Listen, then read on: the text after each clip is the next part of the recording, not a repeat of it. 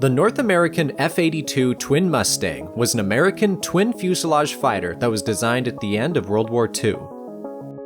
If the name and appearance didn't give it away, the F-82 was conceived of as a pairing of two P-51 Mustang fuselages. The F-82, then called the P-82 before the 1948 designation went into effect, was built to satisfy a 1944 requirement for a very long-range fighter that could escort B-29s in the Pacific. The mandate called for an aircraft that could travel 2,000 miles, and a P-51 with drop tanks only had a range of about 1,600. The completed F-82, however, with a larger internal fuel tank and 4 drop tanks, could travel upwards of 3,300 miles. In fact, history was made in 1947 when a twin Mustang made a 5,000-mile non-stop flight from Hawaii to New York, the furthest of any propeller-driven fighter to this day. Though called a twin Mustang, the F-82 wasn't as simple as welding two P-51s together. The fuselages were elongated to accommodate internal storage and the modified tail section, and a new center wing had to be designed. The outer wings were essentially those of a P-51, though they were strengthened to support multiple hardpoints, and the landing gear was moved inward to the fuselages.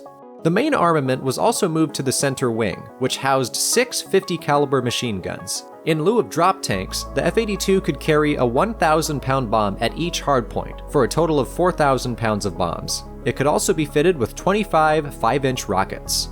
Aside from the increased fuel capacity, the twin cockpit design of the F-82 allowed 2 pilots to share the burden of a long-range flight. The fighter variant allowed the plane to be controlled from either cockpit, although night fighter versions limited the right cockpit to navigation.